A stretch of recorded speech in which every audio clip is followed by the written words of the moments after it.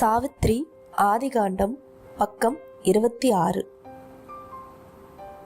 அறியாமைக்கொரு பணியாளனாய் இதுவரை கிடந்த அவனை பேரறிவானது பெயர்த்து தன்னுடைய சிற்பத் தொழிலின் அதிபதியாக்கி உயர்வுறச் செய்தது. ஆன்மக்கோட்டம் சமைக்கும் கலைஞனாய், அமரத்துவத்தின் இரகசிய இல்லம் கட்டும் கலைஞனாய் மற்றும் காலமின்மை என்னும் உன்னத நிலையினை வேண்டி நிற்கும் முனியாய் மாற்றியது. விடுதலை அதுவும் பேரரசாட்சியும் மேனின்று அவனை கைகாட்டி அழைத்தது. மனத்தின் அரை இருள் சூழ்ந்த அந்தி வேளைதனையும் பிராணனின் விண்மீன் சிற்றொளி சிந்தும் இரவுதனையும் மீறியவாறு ஓர் ஆன்மீக பகலின் வைகரை அதுவும் அங்கே பொன்னொளி வீசி புலர்ந்தது இனிதே.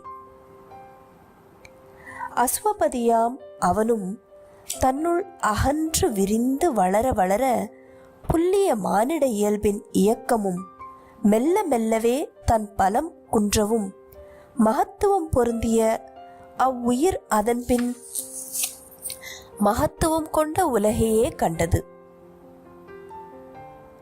அனந்த கடலில் ஆன்மா முழுகவும் உன்னத உயர்வில் உள்ளம் பறக்கவும் இயலா வண்ணம் இடையே நின்று தடையினை போடும் வரைகள் தம்மை பகுத்தறிவு வகுத்து வரைந்துள்ள பாதுகாப்பாம் வரைகள் தம்மை பேரறிவினை அவாவும் அவன்றன் அச்சமில் இச்சை அழித்திடத் துணிந்தது.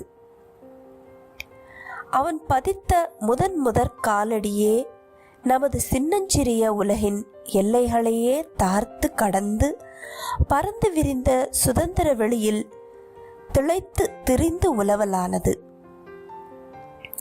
உருமாற்றம் புரியும் வல்லமை கொண்ட மாபெரும் சக்தி கை கொடுத்துதவும் வலிய தன் கரம் கொண்டு அவனும் மனிதனின் உள்ளே பயனுறாதெங்கே உறங்கிக் கிடக்கும் ஆற்றலை எல்லாம் மூடிய இரகசிய குகையொன்றினிலே அரக்கன் ஒருவனின் உறங்கிக் கிடக்கும் வில்லினை தூக்கி எடுத்தல் போன்று எளிதில் பற்றி எடுத்து ஆண்டனன். அற்புதங்களையெல்லாம் இன்றவன் மிக்க இயல்பாம் அன்றாடச் செயலாய் ஆக்கினன். அற்புதங்களையெல்லாம் இன்றவன் மிக்க இயல்பாம் அன்றாடச் செயலாய் ஆக்கினன். தெய்வீக வேலைகளுக்காய் அவற்றை ஒரு பொது விதியாய் இயல்பான பகுதியாய் மாற்றினன். இன்றவன் அடைந்துள்ள மேனிலை தன்னில் மகோன்னத இயல்பாய் ஆற்றும் முனைப்புகள் யாவும் மானிட இதயத்து வலிமையெல்லாம் சிதைப்பன வன்றோ. இயற்கை சார்ந்த மாந்தருக்கெல்லாம் எட்டா நிலையில் தோன்றும் இலக்கெல்லாம் அஸ்வபதியாம் அண்ணல் தனக்கு மன்னர்க்குரிய மேதகு நெறியினில் வியத்தகு எளிதினில் பற்றிடல் இயன்றதாம். ஆன்மா சார்ந்த செல்வங்கள் யாவும் ஒன்றன் பின்னொன்றாய் அவன்பால் வந்து குவியலாயின மற்றும் அவையெல்லாம் வாழ்வின் நடைமுறையாகி அவன்றன் தனிப்பெரும் சலுகைகள் ஆயின. தூயதொரு புலனுணர்வு தோன்றி அதுகால் ஒளிமய ஓகையை அள்ளித் தந்தது.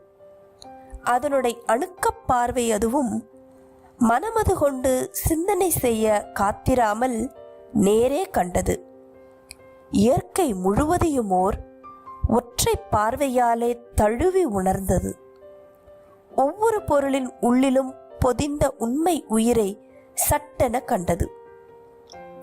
புறத்தில் தெரியும் தோற்றம் கண்டே அவனே மாறாது உள்ளே உறையும் உயிரென தெள்ளன காணலாயினன். மாந்தரின் அகத்தே அவரே அறியாது அவருள் பதுங்கி நிற்பதையெல்லாம் அந்த தூய அறிவு உணர்ந்தது. மனதினில் உள்ள கருத்துதனையும் இதயத்துள்ளே கிடந்த விருப்பையும் எளிதில் கண்டது, கைப்பற்றியதாம். மானிடரெல்லாம் தாமே தமைக்குள் மறைத்து வைத்துள்ள உள்ள கிடக்கை யாதையும் அவற்றின் இரகசிய பொதிவினின்றும் பறித்து எடுத்ததாம்.